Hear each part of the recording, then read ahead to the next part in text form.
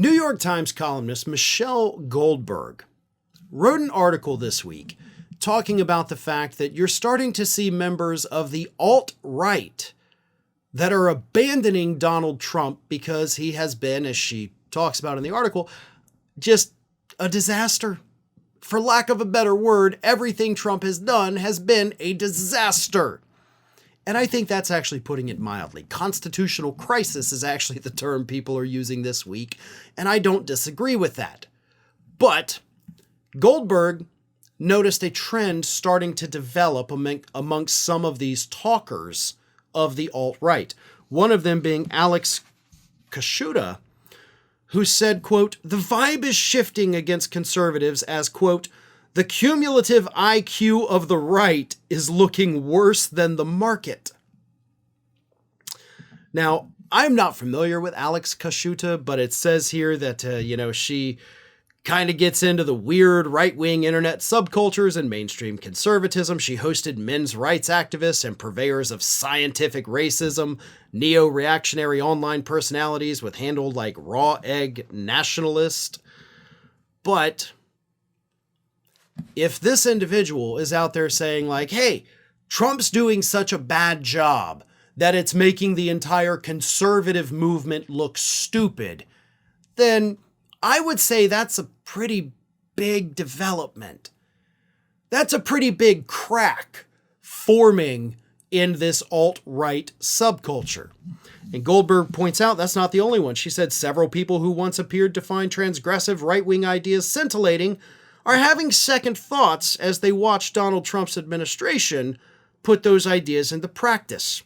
Another one of them was philosophy professor Nathan Kofnas, who Goldberg described as a race realist fixated on group differences in IQ, but he recently put on Twitter that, quote, "All over the world, almost everyone with more than half a brain is looking at the disaster of Trump and drawing the very reasonable conclusion that right-wing anti-woke parties are incapable of effective governance."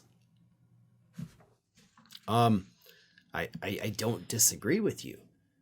The anti-woke stuff may have driven some people to the polls, but at the end of the day, it really had no impact on their lives at all. That anti-woke stuff that we saw in every single conservative ad last year proved to be nothing but BS. And the economy got worse.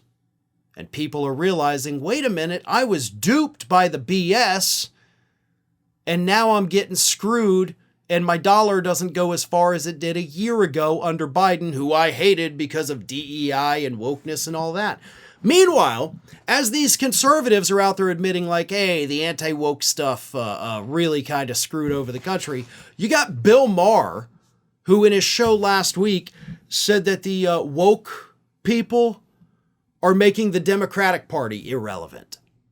Like, Bill Maher is still on this crusade against woke when nobody's talking about it but him.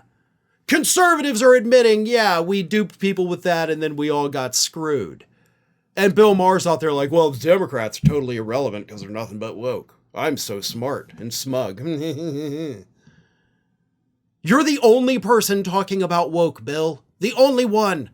And the ones who had been previously talking about it are now admitting that, yeah, we used it to dupe people and then we all got screwed. If anyone has become irrelevant, Bill, it's you. Yeah, you may still have your show, you may still have viewers, but your beliefs, the idiotic things you say every week, are the most irrelevant talking points I think I have ever seen from anyone. But, again, Bill Maher aside, the cracks are forming. They, the alt-right, is starting to tell people that Trump is so dumb, he makes all conservatives look dumb. That is a message that these people needed to hear. That is something that these conservative hosts needed to realize. And it's something, more importantly, that the American public as a whole needs to understand. Conservative ideas are stupid. Donald Trump has done nothing outside of what the conservative party, the Republicans, have been wanting to do for decades. This is them in action. Tax cuts for the rich, mass deportations, and a horrible trade policy. Hell, those are the only things Republicans have been pushing for decades. Trump's actually doing it. And now that people can see it in practice, it is crystal friggin' clear that conservatism does not work. Thanks for watching, everybody. And if you're not already, please subscribe to the channel. We got fresh content every day for you. And if you want to follow us across social media, make sure you check out all of the social links that we have posted in the description of this video.